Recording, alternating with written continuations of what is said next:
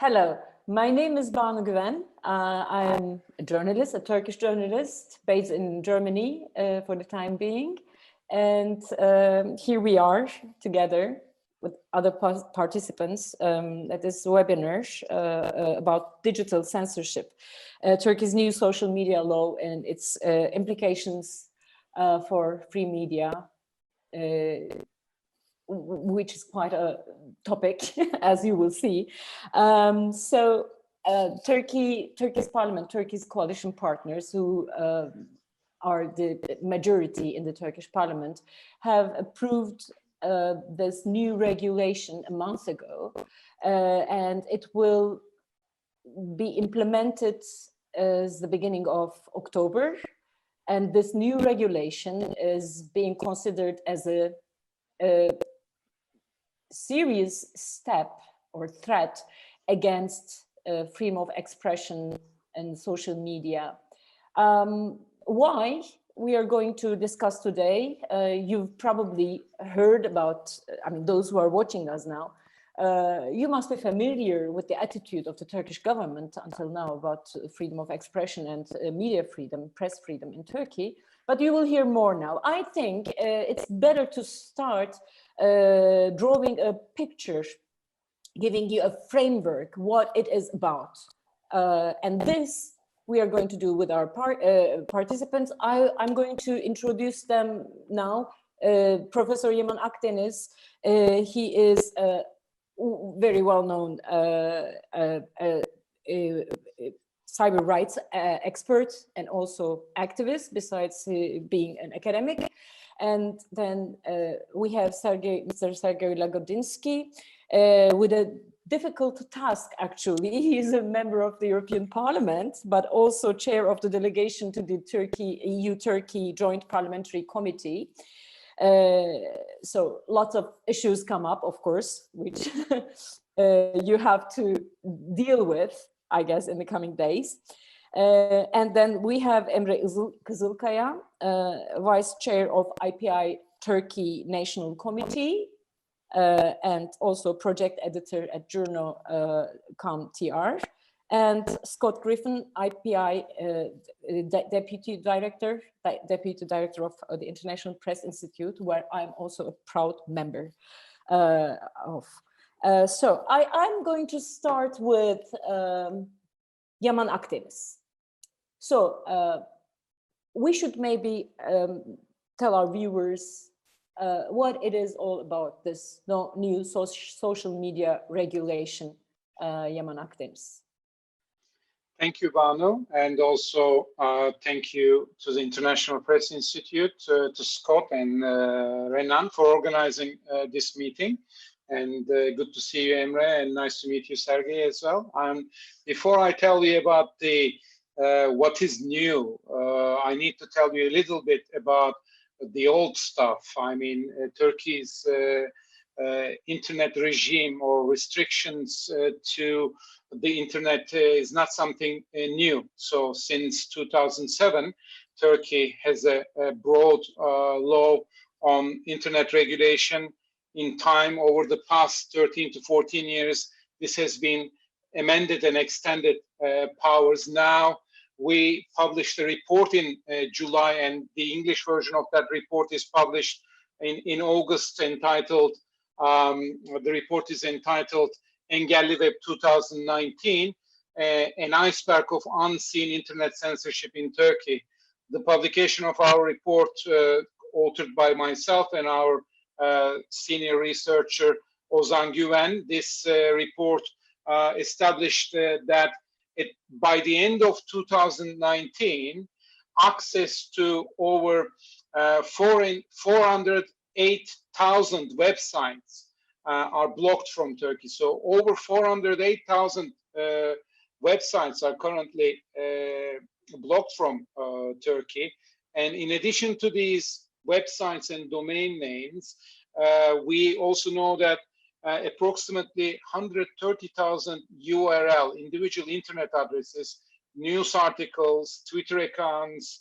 Among those, we identify 7,000 Twitter accounts, 40,000 tweets, 10,000 YouTube videos, and 6,200 Facebook content were subject to blocking from Turkey. So Turkey extensively relies on blocking powers, but what was the immediate need to amend this law? So in addition to the access blocking measures, Turkey now introduced two significant new measures that were not available previously. These are the removal of content measure involving news article and social media content. So if anybody claims defamation or violation of personal rights, now judges are entitled to issue not only blocking decisions, but also removal of content decisions. And these will be done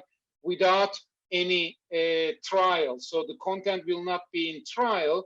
Judges, with the request of the requesting party, without taking any defense from the content provider, will decide unilaterally to remove content in addition to access blocking. So, for example, allegations of corruption going back to 2013 or 14, or anything which the government authorities do not like that has been critical of them, could be subject to removal decisions. In addition to that, now the authorities also introduced a right to be forgotten, a removal measure with regards to search engines. This measure was not available on the Turkish law prior to the July 2020 amendment. So now we have access blocking measures with regards to websites. We have access blocking measures in relation to URL addresses and news articles. And we also have removal of content measure and right to be forgotten removal measure in relation to search engines from Turkey. So Turkey basically extended its restrictive measures beyond access blocking from Turkey. And moreover, with the new amendments introduced in July 2020, now we have a requirement for the social media platform providers such as Twitter, Facebook, and others to be present in Turkey, so that otherwise they will be subject to various sanctions, I would say. May I ask you something, yeah, Yaman? So far, I haven't heard anything about these international social media providers, platforms, about this legislation. So are they going to come? What are they planning to do? So they prefer to stay silent, keep silent so far, I guess. Yes. Well, I have been talking to Facebook, I can tell you, and I have been talking to Twitter as well. And we are still talking to those two platforms, and they haven't made their mind up completely, I could tell you. And of course, if they were going to come to Turkey, immediately they would have made an announcement. So it's not an easy decision, because it's not just a matter of coming to Turkey, having nice Turkish coffee. It's not. They're not going to be coming to a very friendly environment, I would say. In fact, on the contrary, it is an hostile environment to do business in Turkey. The judiciary is not necessarily independent, and the restrictions, the requirements that they will be facing in Turkey are not easy to address. First, they need to respond to all user requests for various violations within 48 hours. And during that time, they could also be facing several blocking and removal decisions from the courts, from the judges. So they need to, if they are present legally in Turkey, Banu, they will be compelled to comply with the Turkish law and the Turkish jurisdiction. That's why the Turkish authorities are trying to bring these social media platform providers to Turkey. So they will have liability in Turkey, which they do not at the moment. By way of example, for example, if you look at the transparency reports published by Twitter, Facebook, and other social media platforms, you will see that Turkey has a high number of requests sent to these social media platforms. In fact, if you look in detail to Twitter, Turkey comes on top worldwide. The most record breaker. Record breaker. The most requests sent to Twitter, the most tweets or Twitter accounts requested to be taken down or closed down. Again, I'll give you some examples. For example, Sözcü newspaper, as well as Bir Gün newspaper, HDP, the main opposition Kurdish party, their Twitter accounts in the past received blocking decisions from Turkey. Journalist Can Dündar's Twitter account, activist Barbaros Şansal's Twitter account, these all received complete blocking decisions, which Twitter basically refused to obey. So Twitter did not comply with these decisions because obviously Twitter assessed these blocking decisions and realized that these people are either political party, daily newspapers, or journalists. So it refused to comply. But if Twitter comes to Turkey, then Twitter will be compelled to comply with these decisions. Otherwise, if it refuses to comply with these decisions, then first Twitter or other social media platforms, they will face fines. But then that could go further than fines, and they could be criminally investigated, or politicians, even the president of Turkey, can take them to civil courts and sue them for defamation or violation of personal rights. So this is what they will be facing in Turkey. Okay. And yeah, the second thing that they will be required to do is keeping their user database in Turkey. So Turkish authorities are requesting the social media platforms to keep their user database and all the personal details in Turkey. I mean, it's not all about keeping and maintaining the data in Turkey, but the Turkish authorities are more interested in accessing that data. So accessing the user database of these social media platforms in a swift and easy way. Because at the moment, they do not have access to that data because that data is kept and maintained outside the Turkish jurisdiction. And if these, I mean, if they don't come, they will face some, I mean, they're facing some threats, like their bandwidth could get narrowed, throttled, so they will have problems. If they don't come, and if they come, they will have other kind of problems. 5 levels of restrictions the government introduced. The first level is just a notification and warning. Second level, it will be a financial fine of 10 million Turkish lira. At the third level, that will go up to 40 million Turkish lira.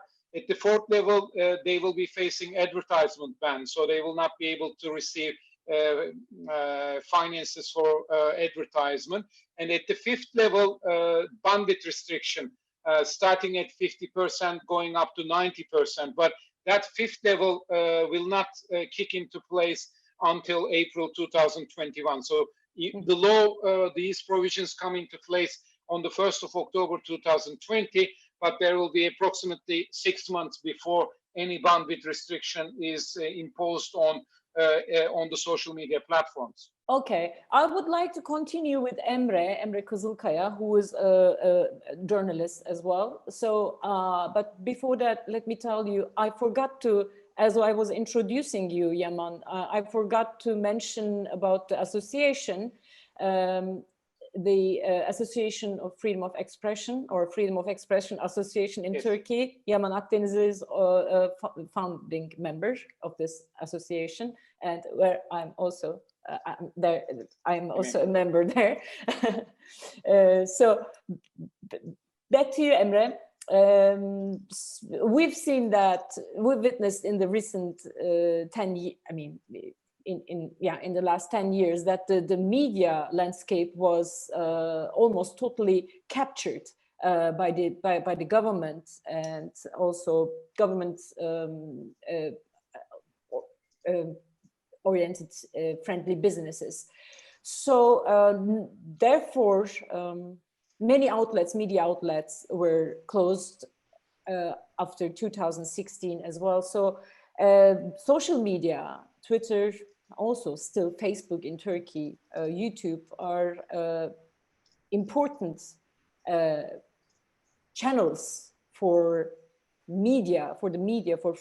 journalists who are still insisting to do their jobs in Turkey. So how are we going to be affected by this new social media regulation? Maybe you could say some words on that. Yeah, on one side there is the political pressures, and on the other side there is the economic pressures, which can be seen in other countries as well. But on the political side, Turkey is a unique example because President Erdogan has been using several different kind of methods to tame the media, to control the media. For instance, he is buying of media outlets through his allies who have other interests in other business sectors. So these business people do not really see their media outlets, the newly bought media outlets, as somewhere that they can earn money by doing journalism, but they are just hiring it to the political power for for some other interest in other sectors like energy sector or retail, etc. So this is just one method. Another method is the jailing of journalists. Another method is the intimidation, social media trolling, and especially targeting women journalists. That Banu can speak about it much better than me because she has been one of the prominent targets of such campaigns. So critical journalists have been under pressure on all sides. Actually, the legal framework, Professor Akdeniz laid out very well that, blocking of websites in Turkey is not something new. It will not start with this law, with this new law. But it started back in 2007 when YouTube was blocked for the first time. It was the year that Turkey adopted a new law. And in 2014, another law was adopted and the pressure was increased. And the digital landscape became even a harder place to survive or flourish for a journalist. But in time, although it became harder and harder to do journalism on digital is right now almost the only place to go for journalists who had been kicked out of traditional legacy media outlets, mainstream televisions, through the methods that I had described, political pressure, etc. So a lot of Turkish journalists have their own websites right now, but I think in Turkey it's even a more important trend that most Turks do not get their news directly from news outlets, but they are indirectly or even incidentally confront news stories on digital platforms, social media platforms, or search engines. Both of them are really important because when I was in charge of Hürriyet, which was Turkey's most popular news website, more than 50% of our audience were coming from Google only. For instance, the search keyword breaking news was bringing more than 1 million visitors every day to our news outlets because such news users, let's say, habitual news users, they are coming so frequently. For instance, every day they can come 5-6 times to your website. But there is also a big majority, perhaps 50 million people in Turkey that do not consume news on digital so frequently. They come and go perhaps once a week, once every 2 or 3 days. And for these people, social media platforms are really important. They do not search for anything. They don't have a goal to find a certain news story, but they are seeing it on their Facebook feeds or their Twitter feeds or some other platform. So this is where this new law is really important because it actually targets this time the bigger platforms, social media platforms, because it says that a social media platform, if it has more than 1 million users, then it has to have a an office in Turkey, and then the sanctions will start if they do not comply with the law. So obviously the target here is not. I feel I have a gut feeling that the real target here is Twitter, not the others. Why? Although Facebook is larger in Turkey in terms of users, it is not its feed is so algorithmic, and now it is not really favoring news outlets. It's mostly about your friends, your acquaintances. So, plus, most importantly, Facebook has always been almost too eager to cooperate with Turkish authorities. Even without any demand of any kind of censorship, Facebook censored content by its own. Similarly, Google has been not as bad as Facebook perhaps, but Google has been eager to cooperate with Turkish authorities as well. This is not the case for Twitter. For Twitter, Twitter has always insisted on protecting free speech, which really angered the authorities in Ankara, which I think paved way to this new law. Emre, I agree with you about your comment on Twitter, that Twitter being the real target, because Twitter has a different attitude. And in Russia, for example, we've seen that some news outlets or some Twitter accounts are being also classified as pro-state news agency or similarly. It has not been the case in Turkey or regarding the Turkish accounts yet, but we've seen that Twitter doesn't want to, although it receives most of the requests from the government, from a government in Turkey, and also collaborates to a certain extent. We've seen that Twitter doesn't want to obey as Facebook did in recent years. It's very difficult as a journalist, to feel that you could face sanctions all the time and to struggle against it. I mean, we've been through that so long. So, I mean, it's really worrying to think that the news outlets, who are doing a great job at the moment, would also feel this self-censorship much stronger, because it's already the case. I mean, if they report about some incident very openly, some incident which the government doesn't like to hear or see on social media, the editors could be summoned to the prosecutor's office, and they can be questioned. They can be actually, in a way, arrested, detained, and then they get, I mean, a warning. Things that happen. I mean, such things happen, and now whole platforms are being threatened. So, I mean, I was going to ask Sergey about how the European Parliament is going to deal with that, but I first want to come to you, Scott. Could you please make a comparison, maybe? I mean, I don't know if you've seen anything like that in any other country. I mean, there are lots of countries. Russia is one of them, as I mentioned, and many others who are trying to oppress the freedom of speech in social media. Not only the media, not only press freedom, but also they are trying to silence the dissent of anyone, of individuals. So, can you maybe elaborate about your evaluation?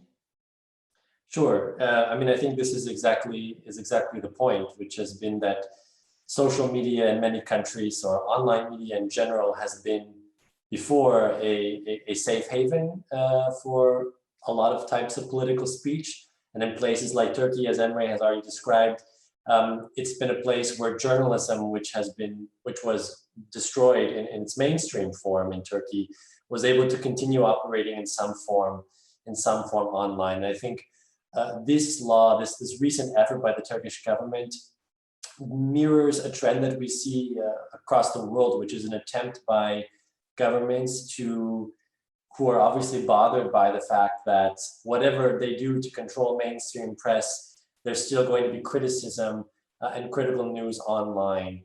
And in order to stop that, they need to try to work to find ways to impose their understanding of free expression or lack thereof, and force tech companies to go along with that and to impose that understanding. And we see increasingly this kind of splintering of the internet into many smaller internets, where companies are forced, as I said, to abide by the rules set by, in many cases, authoritarian governments, which have a very restrictive understanding of free speech. And I think this is the type of development that we are seeing in Turkey. The government doesn't want to accept the existence of these types of free spaces. And as Yaman said, it's not just about what's going to be published in the future, but also about erasing what has been published in the past, going back and potentially removing articles on corruption, implicating powerful people, government figures. So it's a very serious development, and I do think that the social media companies need to come up with, they need to be involved in these conversations and come up with some response. May I ask you something? Because we received two questions in the same direction, actually, from Frane Marejovic, who is the director content of the Content and Jurisdiction Program of Internet and Jurisdiction Policy Network. He said, I think this could be the first instance where a country claims global jurisdiction for online content. He also asked Yaman, Yaman later you could also comment on that. But what do you think, Scott? Well, off the top of my head, I'm not sure if it's the only case, but it's certainly a new case. But I doubt it will be the last example of this, because I think also governments realize that it's not enough just to control what people are able to see within one country's own borders, but very much about controlling perceptions and opinions across the globe. I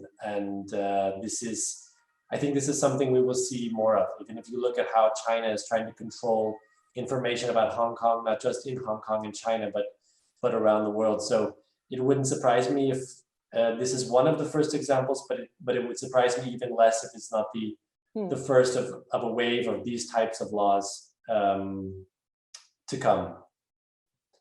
But just in general, as I think Emre was saying very well, I think it's really important to put this law in the wider context, which is that this is part of an effort that has been going on for years in Turkey to control journalism, to control speech, and there have been many tools involved in this. The mainstream press was decimated by a combination of open repression, jailing of journalists, legal prosecution of journalists, and then this media capture, which was going on at the same time, taking ownership control over once independent media, forcing the closure of other media, financial pressure, and throughout this time we had on the online space as still being free. So from IPI's view, we see this as a very clear effort to shut down one of the last free spaces for critical political discourse in Turkey, or for critical societal discourse in Turkey,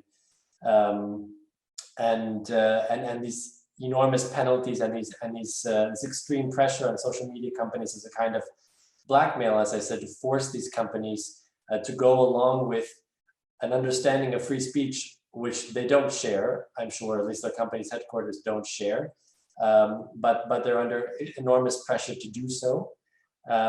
So it's very concerning. And I think the other thing that we need to keep in mind is, also Yaman was mentioning this earlier, is that in Turkey we have a lack of independence of key institutions. So it's not the case that, you know, in other jurisdictions, people may be able to challenge these online blockings and online content removals as violations of different rights. In Turkey, because the judiciary is not fully independent, because institutions that are supposed to be protecting, you know, free expression rights online don't work properly, the system as a whole isn't able to guarantee those rights. I mean, if you see what happened to Wikipedia, which was banned and which was blocked in 2017, and it took almost 3 years, 2.5 years, for the Constitutional Court to find a rights violation here, during which time millions of people didn't have access. You know, this isn't something that you can correct 2.5 years later. It's a daily problem because people are not getting access to information. May I just add something? Maybe the Constitutional Court did so after such a long time, just because the European Court of Human Rights got involved as well. So that was the sole reason. I mean, Yaman Akdeniz will also have a few words on that maybe later. But yeah, thanks, Scott. I don't know if you want to add something to that at that point, but no, I will come back to you later asking you what you're planning to do as IPI for addressing this issue. Of course. Yeah, no, just to say about Wikipedia, for example, I mean, as you're right, it was the European Court's pressure, but just all of that pressure just to get one website unblocked. And you can only imagine everything else that is blocked that doesn't have the profile and international advocacy of Wikipedia, everything else that is not being read and seen. So. And here we come to Sergey Lagodinsky. So, Sergey, again, I mean, you, in your position as the chair of this joint committee, EU-Turkey committee, have to deal a lot with freedom of expression and these restriction attempts of the government in Turkey. How much of an issue it's going to be? I mean, because we've seen, as Scott also explained a while ago, I mean, it's not possible in Turkey to have the government to make the government step back and consider an improvement unless there is international pressure. So is it possible to talk to Turkish government at the moment, to your counterparts in Turkey, and how much of an issue it's going to be for the committee, for example, where you're the chair? Yes, thank you. It's great to be here, and thanks for continuing to fight for democracy. Yes, this is definitely an issue. This is one of many issues, and that makes it very complicated and multidimensional, because of course, it's not just the press. It's also a lot of journalists who are in jail. It's also a lot of political detainees, whether you want to call them like this or not, but you know, going to trial sessions, etc., etc. I must say, if we try to work on all those issues with the vigorousness that those issues deserve, we would not be able to cope with them. This is the problem. And I think this is also something that our Turkish political counterparts realize. And that's why the dialogue on the parliamentary level is very difficult, and also the government level is very difficult, because you don't know what to start with. Regarding this particular situation, we have Nacho Sanchez Amor, who is a rapporteur in Turkey, myself and several others. We have submitted written questions to the Commission on the law, which we're talking about today, where we have taken the Commission to task, whether the European Commission has assessed the new law and the consequences, whether there are attempts to talk to the platforms themselves, how much they are affected and what can be done with that. So these are the written questions. We haven't heard anything back yet, but we had a summer break, as I told you before. Even though most of us remain active, even through the summer, it's still, you know, the procedures are a little slowed down. I do think, though, that we have to also address the issue of international, kind of a global comparative perspective, because this is something that is being kind of played back to us and played back to me as a German member of parliament very often, because we, as we know, NetzDG, which is the German kind of maybe equivalent of that, is very often quoted by many jurisdictions and abused by many jurisdictions in order to stifle the freedom of speech. And this is what is happening here. And I want only to say maybe 4 points that I think are important to keep in mind. First of all, the general trend in which this particular law has been implemented as opposed to the trend in Germany. And this trend is very clear. This is a trend of almost or completely authoritarian governments and regimes who, as Scott mentioned, have discovered the one last remaining laguna, the one last remaining cluster, which is still free for people to exchange their views freely. And this is, in this particular case, not just websites, but the social platforms where people actually, you know, which were supposed to be kind of a private discourse, and now this is the only free space remaining, and they go for it. This is kind of the way of thinking and arriving to this law, as opposed to Germany, where the way of thinking and arriving to this law came from the concern that there is a hatred and kind of a maybe foreign propagated fake news spreading there. And by the way, I'm not a fan of NetzDG. I've always been in Germany critical of that, precisely because I know the situation in Russia and Turkey and in many countries, and how those countries try to copy the worst reincarnation of those laws in their countries. Number two is the difference in scope. We have in Germany explicitly excluded journalistic work and news. And this is something which is explicitly included in Turkey, where, as far as I understand, and the colleagues can correct me if I'm wrong, news are targeted just as much, news content, as social network content. And this is one of the another attacks on the freedom of press, something which in Germany you wouldn't be able to do. And I'm not saying that Germany is perfect, but we're talking about this specific law, and I think it's important to see the differences. Number three is the situation with rule of law, and Scott and other colleagues have emphasized it. The German law is embedded into a functioning system of rule of law.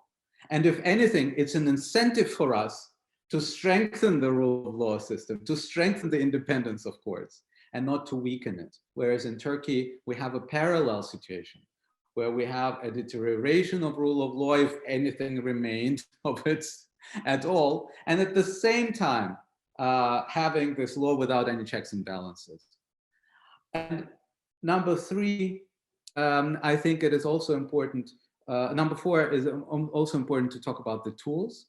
Right to be forgotten, something which is supposed to empower people, right? This is the newly created digital right, which is supposed to empower private citizens, is being used here in order to make transparency, to probably hurt transparency, and to, I can imagine, to raise the defamation, the standards of defamation of public figures, of political figures, to the level where no critique of political system is possible.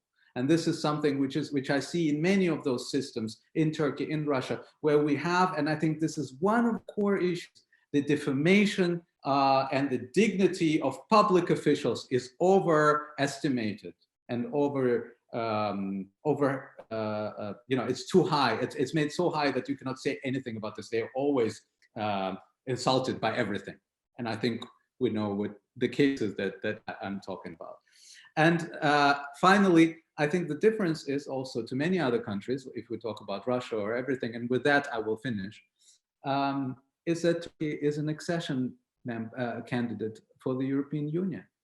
And I think that this is something where we have to be watching very carefully. And just as we criticize Hungary for similar, not that, you know, it's not that bad, but we also have an attack now on digital platforms, especially in digital outlets in Hungary. They're being, you know, bought out, as Scott mentioned, what we have, et cetera, et cetera. This is not the level which is comparison, but still we apply standards of European Union to Hungary. And just that the same should apply to Turkey. And this is not because we're trying to somehow say that Turkey is less important for us. If anything, it's because it is more important for us, because we, and I personally, haven't given up on the European perspective for Turkey and for Turkish society. But if we do want to go and to walk this path together, then we have to look critically at the situation with rule of law, with political prisoners, and with many other issues in Turkey. And this is part of our conversation for European future of Turkey, not against it. Sergey Lagodinsky, thank you very much. I would like to come back to you, Yaman Akdeniz. I mean, we mentioned the ban on Wikipedia, which was an illegal ban, actually, because there was this decision, very important decision of the Court of Europe, European Court of Human Rights on YouTube ban a while ago. So, but still, Turkey banned Wikipedia for so long. And now, as Frane Mariovic also mentioned, so it is Turkey now trying to come with its national legislation and not respecting the international conventions, actually, which Turkey also had signed before. So how can this thing go on? So what will happen next? How is it possible to deal with it legally? I mean, in legal terms. In short, the whole system is designed to block and now to remove content. So the idea is the Turkish authorities want to control the free flow of information on the internet. I mean, I was one of the applicants in the Wikipedia case, one of the user-based applications I launched. And I can tell you that that was 2.5 years, much quicker than compared to others. On average, the applications that we lodge with the Constitutional Court take 5 years.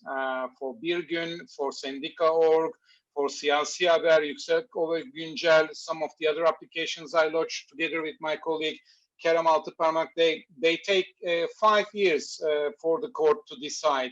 And some of the applications we made from 2015 are still to be decided by the Constitutional Court. And some of the rejected applications that we have taken to the European Court of Human Rights will take many years to decide. So this is on one side designed to slow down the process to ensure that websites or platforms and remain blocked for a considerable length of time.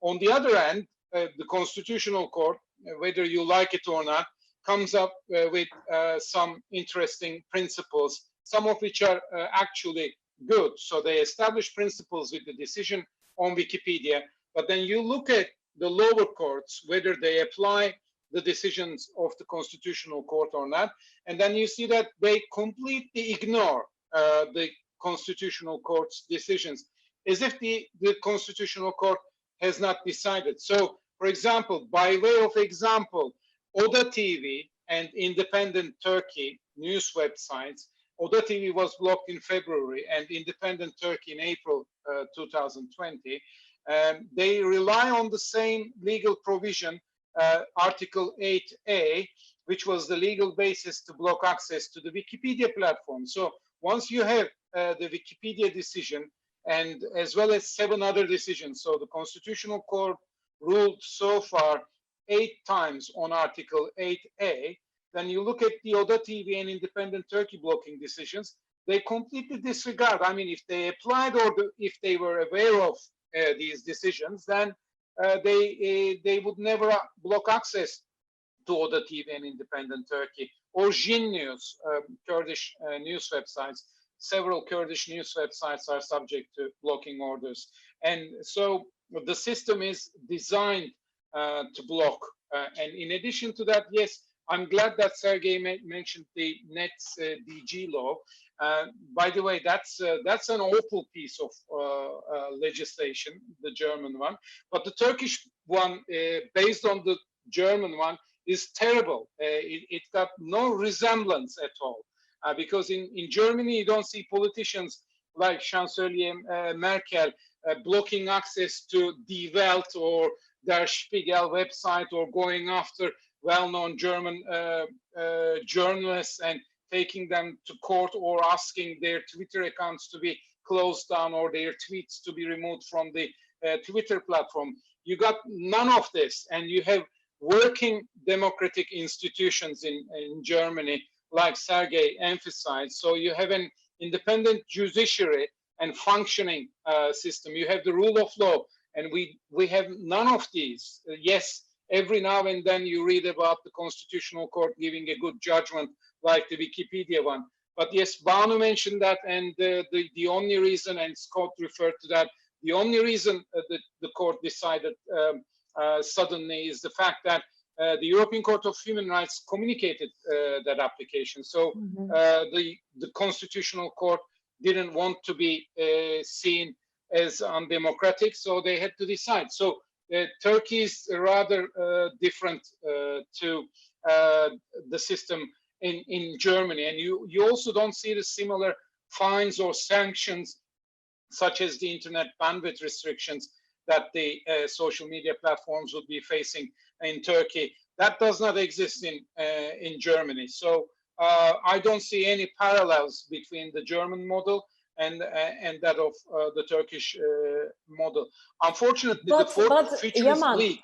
I would like to. I mean, how long can it go on like this? This Turkish national policy vis-a-vis its international obligations. How long can this go on? This dichotomy, I would say. We have not hit the bottom yet. I mean, we're free fall. I don't know where the fall ends up, but I mean, I'm telling this everyone. I mean, if Turkey chooses to restrict bandwidth access to the social media platforms, everyone will lose. It's not just going to be the dissidents or those who are against the Turkish authorities. They will be losing as well, because everyone makes good use of the social media platforms. We need to embrace these platforms, and you know, of course there are problems. People you know, curse at me and to my family.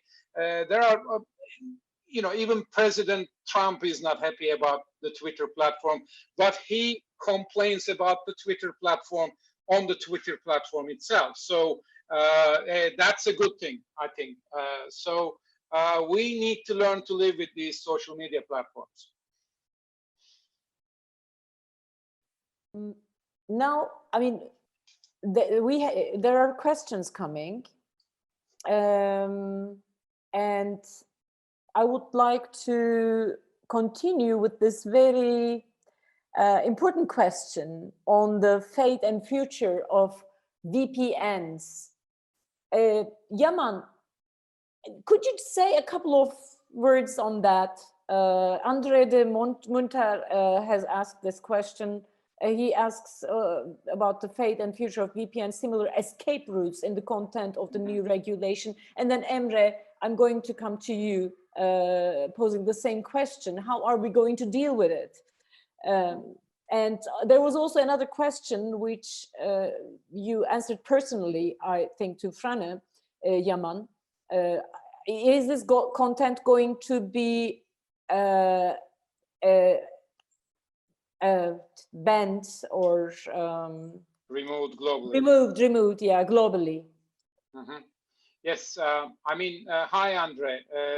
Yes, the future of VPN usage is bleak as well in Turkey, because Turkey silently, almost 2.5 years ago, started to block access to well-known VPN services. I name them because everyone knows. I mean, commercial products such as ExpressVPN, private internet access, and CyberGhost, to name a few, and even I think NordVPN, at least some of its servers, and the popular mobile VPN service TunnelBear, and a lot of server addresses associated with TunnelBear are currently blocked from Turkey. So that list of VPN services that are commercially or even freely available are being restricted now from Turkey. So in the past, it will be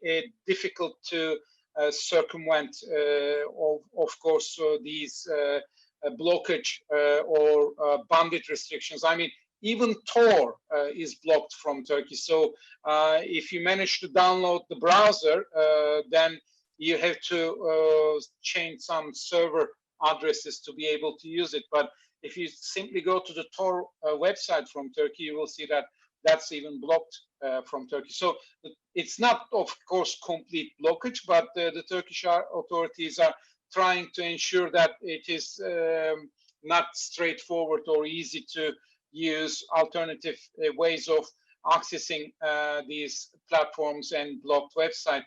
To come back to the Frane's question, yes, the new measure includes removal. And by removal, the Turkish authorities are asking the social media platforms to remove the tweet, for example, or close down the Twitter account. So they will not be happy with the country withheld content policies that these social media platforms are currently deploying. They are okay at the moment with that approach, but if they come to Turkey and open up offices and have representatives in Turkey, that will be a completely different ballgame, and they will be compelled to close down those accounts if they have legal presence in Turkey. So, Emre, what are we going to do with journalists and the news media? Yeah, as Professor Akdeniz said, VPN is blocked. Many VPN servers are blocked in Turkey, and it is not the ultimate solution. Of course, there are different protocols for VPN. We are now talking about the popular VPN services, which are commercial entities, companies. They are trying to sell their products. They advertise their products, so we know them, like the ones that were mentioned by Professor Akdeniz.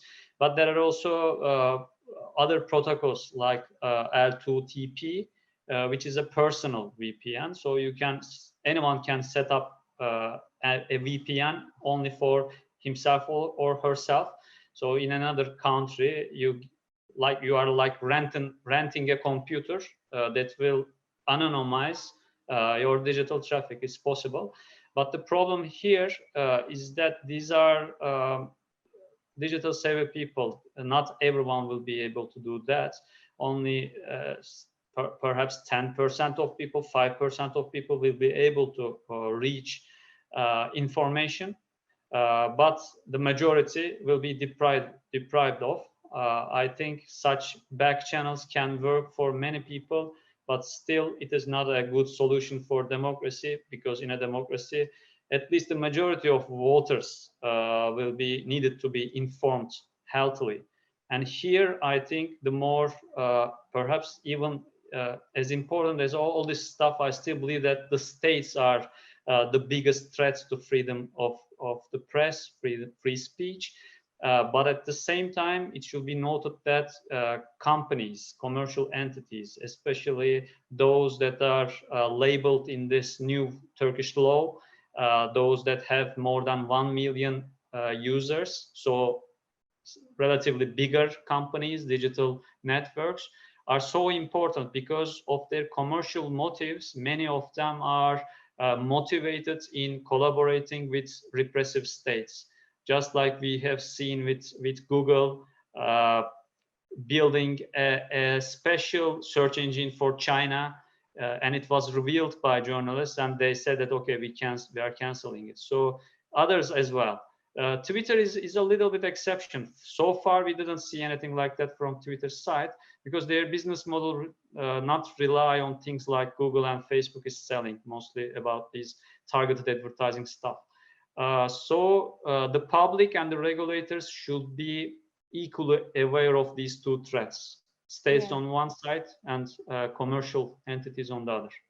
I would like to remind everyone that this freedom on social media, especially Twitter, the functioning of Twitter is very important for Turkish voters or voters who support the opposition in Turkey. Every election is very problematic and thing for most of the voters, opposition voters, because they don't rely to the government. They in order to get accurate information, and also they cannot rely to the government controlled media. So most of the information they get through their channels on the social media. So once Twitter, I mean, it happens mostly on Twitter, and once Twitter gets under control or somehow be restricted, its bandwidth will get restricted, some part of the Turkish community will feel itself really in a very, very bad situation, not knowing what really happened, so freedom to access the information is very crucial, vital, especially during elections. So I would like to ask you, Sergey Lagodinsky,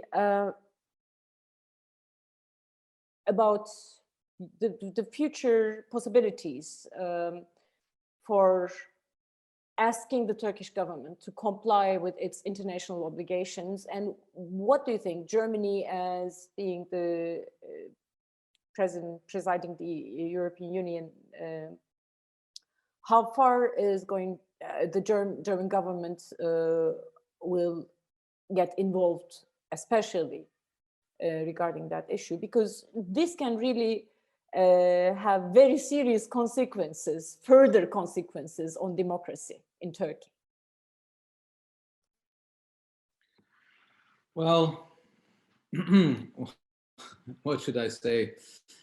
To be honest, I think that we will raise, and I will be raising these questions with the German presidency, and of course also as part of the of the parliamentarian work. I am not very hopeful that this particular question will become the epicenter of the remaining months of the German presidency, and I will tell you why.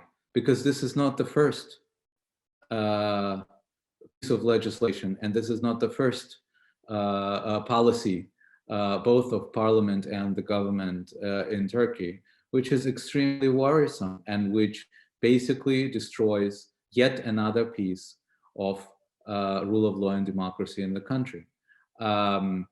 Even though, and I said, as I said, we will be doing our best to raise this question, I did not see much change that would have come and initiated from outside for the past years. The situation is extremely difficult. The European Union now is watching the geopolitical situation around Mediterranean. And this is something that I personally, if you ask myself, me as a politician, I think that this is, fighting for oil and gas seems to be higher on the agenda than fighting for freedom and civil society, I think something is wrong there. Talking about sanctions now just because we cannot divide fossil fuels among each other, and not talking about similar measures, even though we can talk about this. I'm not a big fan of sanctions in this particular situation, but still, if we compare, right? I mean, suddenly we're talking about sanctions vis-a-vis Turkey, even though we have been having a situation with people dying in prisons, and we just had last week a journalist, a lawyer, an attorney, as you know, and she's not the first one, and nobody talked there with the same, among the member states, right, with the same passion and with the same decisiveness vis-a-vis Turkish government. And I think this is, and I'm a realpolitik person, but I think there is something wrong there with our priorities. The priority should not be gas. The priority should be freedom and should be lives of people in Turkey. And that's why I'm not very optimistic, to tell you. And there's some information campaign conducted by the pro-government media is really so wide and strong. So I don't think that it's also in the benefit of the German government to let it go this way. I mean, really, the reflection of the international relations, bilateral relations in the media in Turkey now is something, I mean, only one-sided, and of course it's fueling the resentment of some parts of the society vis-a-vis the European Union, German government, and so on and so forth.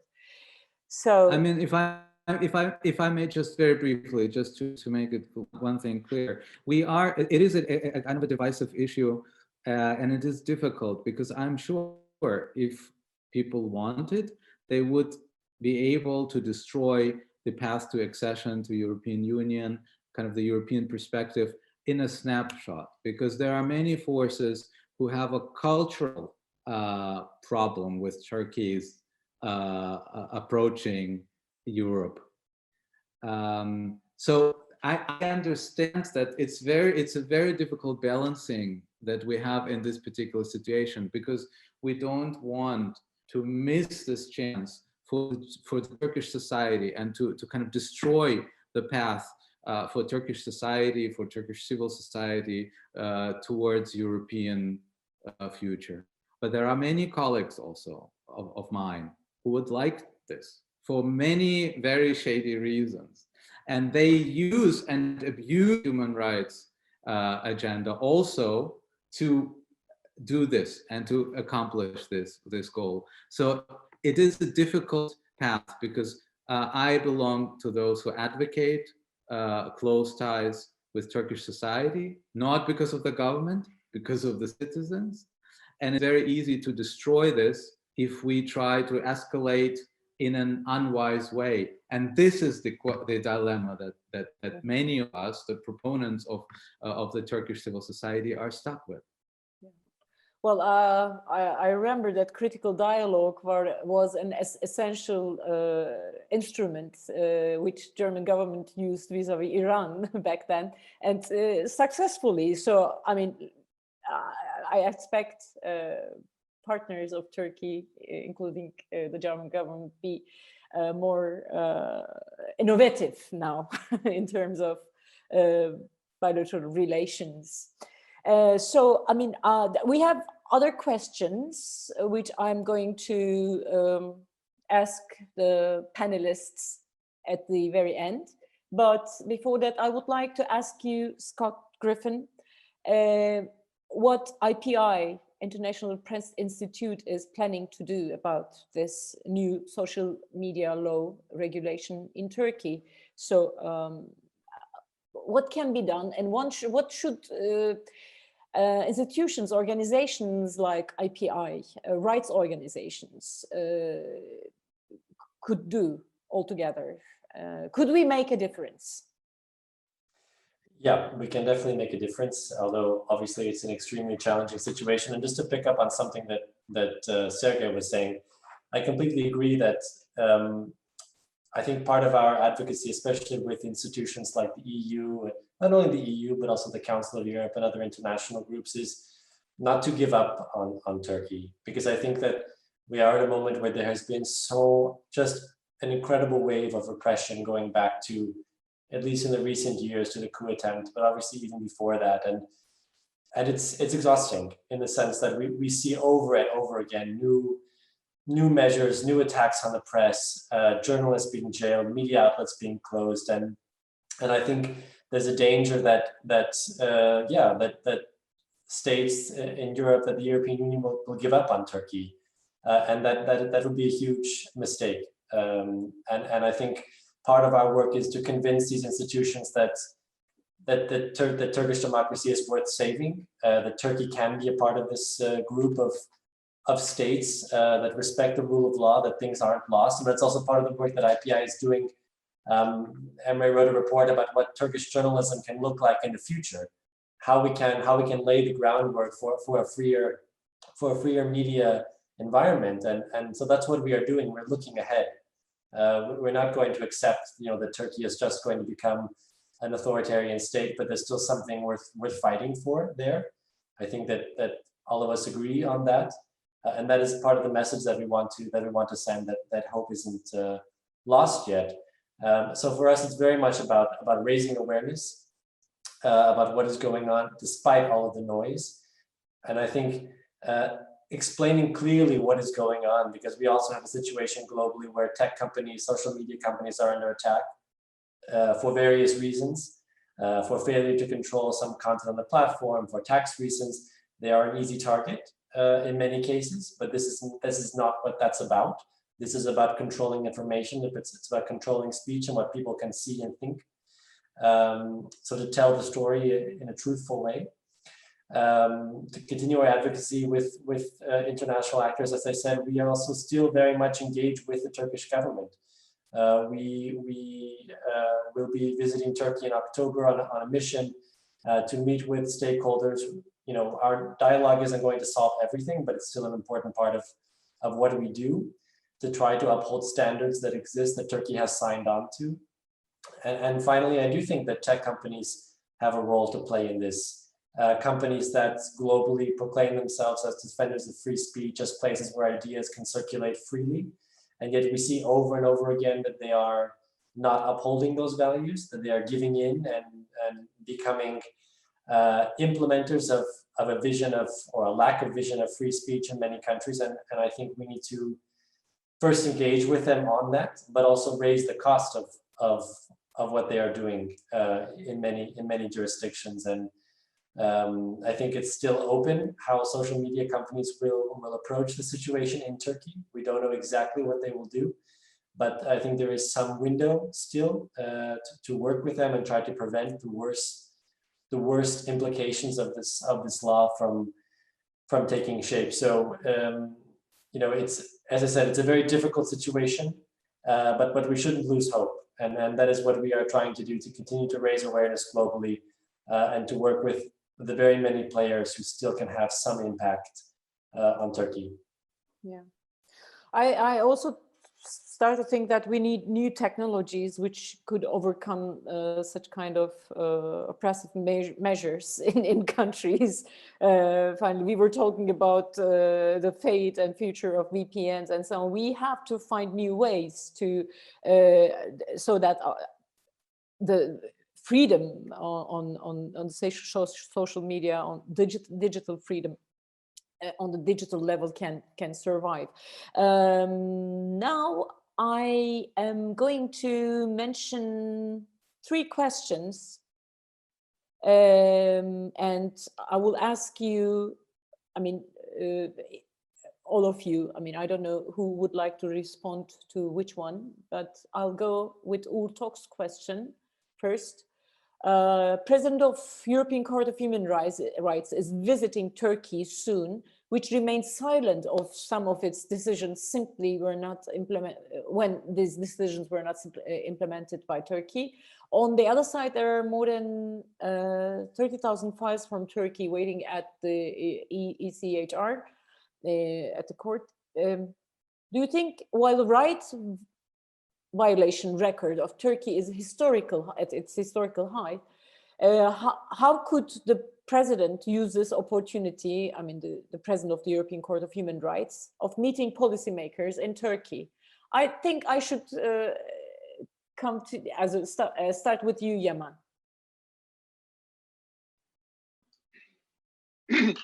I mean, I read about it today as well, and I was so shocked to hear that the president of the European Court of Human Rights will also accept an honorary PhD diploma from the Istanbul University. I mean, I don't know what really to say. I mean, Mehmet Altan had an article on the P24 platform this morning. I think that should be read. And rightly so, Mehmet Altan argues that, or states that, while so many academicians have been removed from their public duty by the state of emergency decrees, how can the president of the European Court of Human Rights accept an honorary degree from the same university? Similarly, I also question and agree with Mehmet Altan that the court needs to be more transparent about why certain decisions are not decided. Why haven't the court so far decided the Ahmet Altan's application? Or it has been now almost a year since the Selahattin Demirtas case has been referred to the Grand Chamber, and they had the hearing at the Grand Chamber, and the court is yet to decide. I can tell you, Banu, that our application with regards to the graft allegations ban is now shelved, basically, by the European Court of Human Rights, which gave a priority decision when we applied back in 2015. So it's been almost over 5 years. A decision is due by the European Court of Human Rights with regards to a publication ban involving news coverage with regards to the graft allegations of December 2013. Corruption, so, yeah. Corruption allegations, yes. So, but Yaman, why is this happening? I mean, what makes the presidents of the European Court of Human, because it's not new, I mean, or the European Council of Europe, to act like that? Why is it so? I mean, the European Court of Human Rights is not supposed to be a politicized body. In fact, under normal circumstances, it is not. But I think Turkish authorities are putting too much pressure on the court. But I'm not in a position to be able to explain why the court decides or why the court is delaying certain decisions. I mean, it did that in the original Selahattin Demirtas case. There is no explanation whatsoever why, for example, Ahmet Altan's application was separated from of his brother Mehmet Altan's application. The decisions usually should state.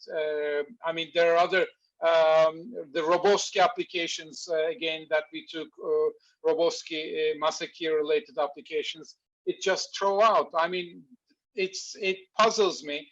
And also now I'm more suspicious because the president of the court is coming to Turkey and to accept an honorary degree. He should have rejected that. I mean, I'm not, of course, against the idea that the president of the court comes to Turkey and have meetings in Turkey, but why accept an honorary degree from an university? Maybe Sergey wants to comment on that. Exactly, Sergey. I cannot explain you why you should do. I can explain you why you shouldn't do. I think even if you are not a political or politicized body, you should of being used and being politicized from outside. And this is, of course, something that anyone with any feeling of politics should have rejected.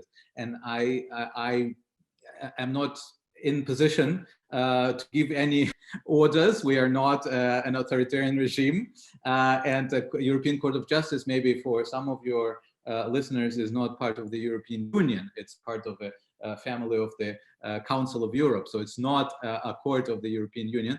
Yeah, but we pose the question because you must have some.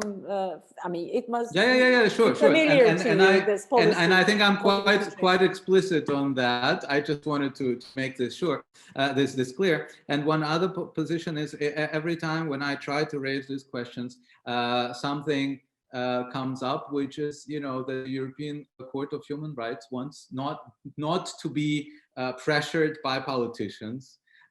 Because of the separation of the virtual separation of powers. Still, we have this on the agenda. I know about these concerns, and I talked about many of them when I visited the trial of Osman Kavala on the Christmas Eve in Istanbul, near Istanbul, and I am aware of this when I visited the hearings of Demirtas in Strasbourg. So I will be pushing for more information. Yet, one thing I think is important. I don't think that we will be able to solve the domestic crisis of rule of law and democracy in Turkey by the European Court of Human Rights. I think that these expectations are overblown, and I understand anyone who is personally affected. And this is the last hope that they have, and they invest this hope into European Court of Justice, a European Court of Human Rights. But if we are realistic, I think that we have to admit that even the institution like European Court of Human Rights will not be able to deal with all this wave of tragedies and wave of almost I wouldn't call it, maybe crimes, crimes against democracy that we're facing now. It will have to come from inside of Turkey, and we have to support the civil society and opposition rights in Turkey in order to allow them to somehow change the situation. And we see this on the level of municipalities, etc., etc. I don't want to belittle the role of European Court of Human Rights. I just want to be more realistic in terms of its role. We cannot impose all our hopes only on this one institution. But in an environment where no rule of law exists, it's essential, very vital. We've seen in many examples when European Court of Human Rights decides to act, we see some counter moves. And then I would say some. And then there is another indictment. Exactly, but it's still puts the Turkish, drawn from another pocket. The judiciary in Turkey, controlled by the government, and the government, in a difficult position. They have to act. It is pushing them to do something. Sergey, let me ask a question to Sergey. But do you think the court? I mean, I agree with what you say. Of course, the court is not the solution for every possible violation in Turkey. But do you feel like the court has softened its approach to Turkey compared to Russia, for example? I mean, I read almost all Russia-related decisions and Turkey-related decisions. The decisions are much harsher when it has to do with Russia. Why does the court care, or maybe why does the Council of Europe care more about Turkey and Turkey? I've heard this complaint. To be honest, I wouldn't know why. I just don't see a reason why a court which is composed this way would behave differently vis-a-vis one country as opposed to other country. We have a Turkish member, a Turkish judge there, and she had a dissenting opinion on certain issues, like in Kavala case, etc. But I don't think she plays such a big role in order to steer away the attention from the situation in Turkey. To be honest, I don't know. I'm still on this, but again, I'm very careful about this because I don't want to be accused of doing something that I criticize everyone else of. But I'm on it.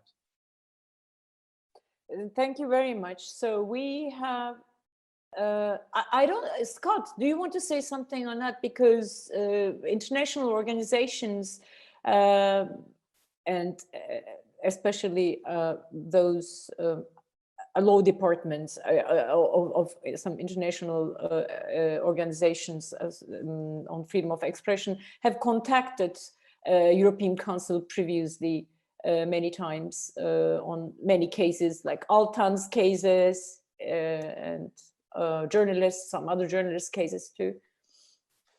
Well, I mean, doing advocacy with the European Court is different from doing advocacy with other institutions because you need to be sensitive, and we also don't want to be seen as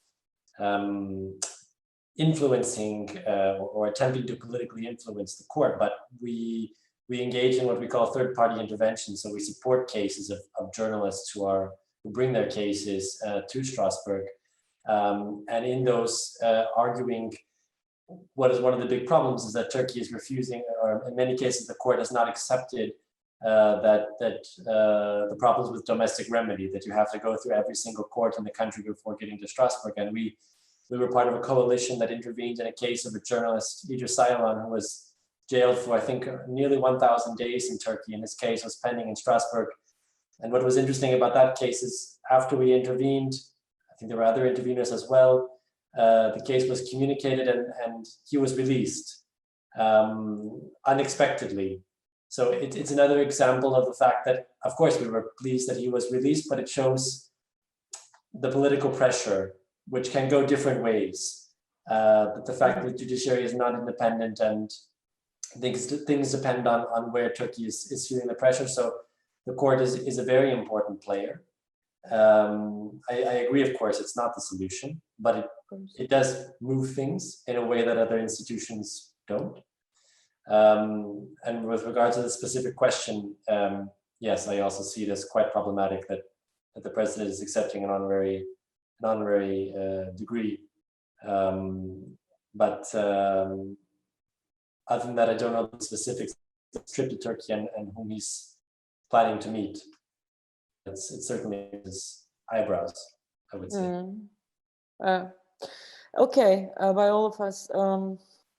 Okay, now I think we have 6 to 7 minutes to finish this webinar. I have 2 other questions here, and one of them comes from our colleague Andrew Finkel. He is asking this question: how do we think the pandemic will affect public tolerance of restrictions on access to information? I mean, not only in Turkey, worldwide maybe. I mean, because many issues were not seen anymore once the pandemic hit the whole world. So I don't know how much of an interest it's going to be in October. I don't know. I mean, I don't know. Emre, what do you think? I think, you know, when we are thinking globally, we can perhaps only roughly say that the pandemic may lead to justifications on restrictions on information, obviously, because of all the fake news, all the manipulation, misinformation. People are now more relying on official sources. But it's only the global picture, and perhaps taking it globally may not be that good, because locally it's very different. For instance, in Germany, as Mr. Lagodinsky said, there is a very different environment politically, very different political institutions, very different media literacy, digital literacy among people, very different news habits. So I don't know other countries, but I can say for Turks, for instance, more than or roughly 50% of Turks, according to a survey by Konda that was conducted 2 years ago, they say that they saw Twitter Facebook and on other social media platforms as threats to the public. So most Turks, there had been a tradition in Turkey that most Turks are not really taking it very seriously, their rights to information. I had conducted a study for the IPI years ago, many years ago, when the first law, the Turkish law to reach information, to access information was adopted, because in the law it was saying that the maximum amount of 15 days it was giving to each official institution to reply, to answer a request of information from any citizen. So I had tested for the IPI how the parliament responds, how the justice ministry responds, whether they respond or not. By the way, most of them didn't even respond. And at the same time, I asked people about their reactions. You know, it was like a side study. I went to the street and just asked people. I said that, you know, Justice Ministry replied me. I had asked them this. They replied me that they cannot answer this because it is none of a citizen's business.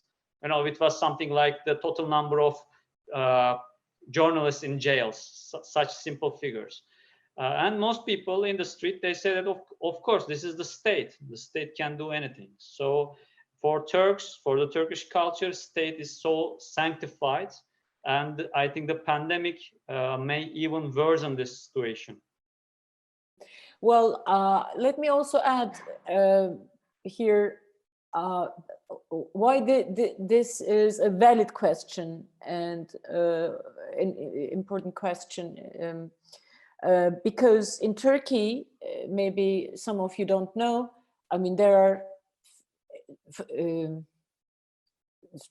figures, officially declared figures about the pandemic. And then there are figures declared by independent doctors' chambers and so on, independent sources, which are 10 times more than the officially declared figures. So, and all this you can see on the web, actually, on these social media platforms. There are statements made by some associations, independent sources, and so on and so forth. So it says for the population in Turkey, it is again very, very important to have this channel for accessing information and, well, trying to reach the truth in a way. So therefore, if the pandemic would continue and the situation is more serious than the official state in Turkey, public would maybe, it could be maybe another reason for the public not being ready to tolerate such kind of a restriction. But I mean, what can we do? We say we won't tolerate this, but the means we have are so limited because, as we keep on saying, I mean, there is no rule of law. And another participant, Sait Burak Ütücü, posed a question about the relationship of this new social media law and the elections. What kind of changes are possible in this new social media law with the changing of Erdogan government? I believe he means once there would be a change of government in Turkey. I don't know. But I mean, I said a couple of things about this, why I think we should also think about some scenarios during elections. Once this new regulation is being implemented, fully implemented, then the situation could be really, really worrying. I don't know what you think on this, Emre and Yaman, and I would like to finish with your thoughts. I think there is a wreckage in Turkey right now. Whatever government will take it the next time after the current government, legally, especially legally, there will be a wreckage because all these laws had been passed. Now reverting them is not possible. You need to make something new. There had been a a referendum in Turkey for constitution. It passed, so it will be really hard for them to fix everything, and it will take years, perhaps decades, for Turkey to improve, I think. And Yaman, is it going to be easier? Can it be easier for forging the election results in Turkey without having a free social media environment? Well, I mean, I think everyone will be affected by the restrictions on the social media platforms. I think it's a great. These are great platforms for election propaganda, as you know. I don't need to tell you.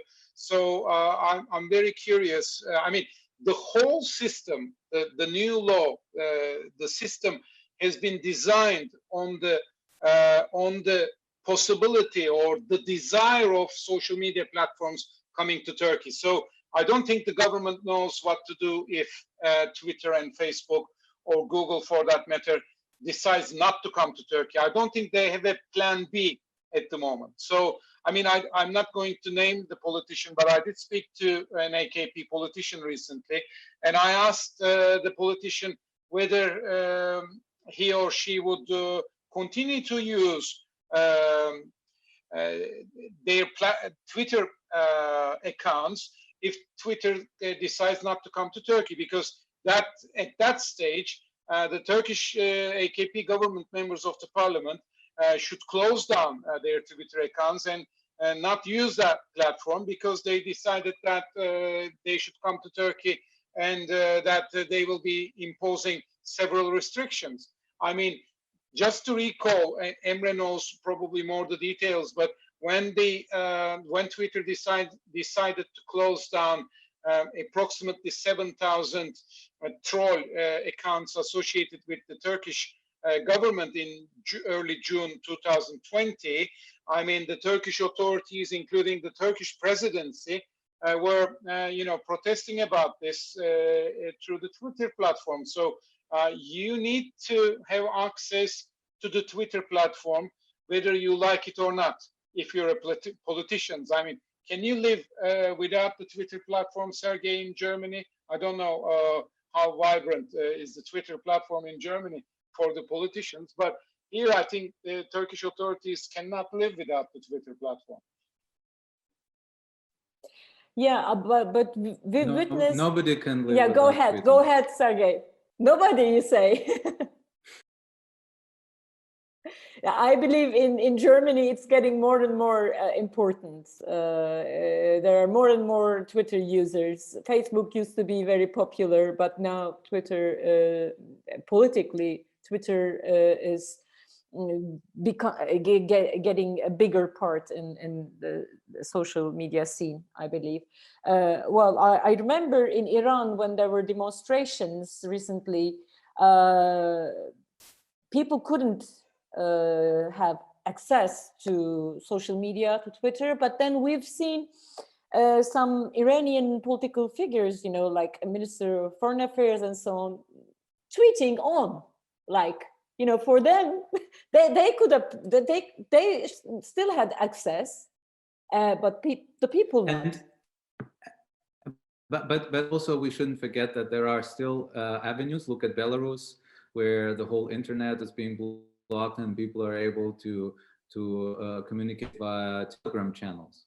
Or maybe signal channels at some point. So you're right. We need more innovative ways, and the ways are there. But still, it still shrinks the space of freedom and liberty. Absolutely, but I really believe in people in Turkey that, I mean, we can be so innovative. Maybe this October. Or later on, when this new regulation will be implemented, we will be talking about new stuff here. It really could be the case. I mean, so the government should be wondering about the innovative solutions of people. Well, governments learn from each other, but people learn from each other too. And so let's see how how people in Turkey are going to respond to these restrictions, starting from 1st of October, and of course how the companies are going to respond. Thank you very much for being in this webinar. I would like to thank Yaman Akdeniz, again, the founding member of Freedom of Expression Association and cyber rights expert, Sergey Lagodinsky, member of European Parliament, chair of the delegation to the EU-Turkey Joint Parliamentary Committee, Emre Kızılkaya, vice chair of IPI Turkey National Committee and project editor at journal Comtiar, and Scott Griffin, IPI deputy director. And we all thank to IPI for making it possible for us this discussion.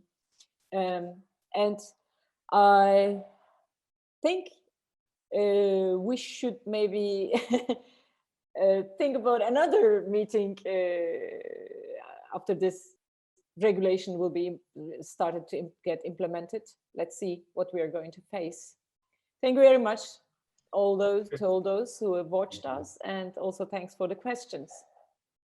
Thanks to you, Banu.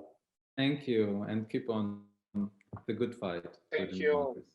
Thank you all. See you. Thanks. Bye-bye.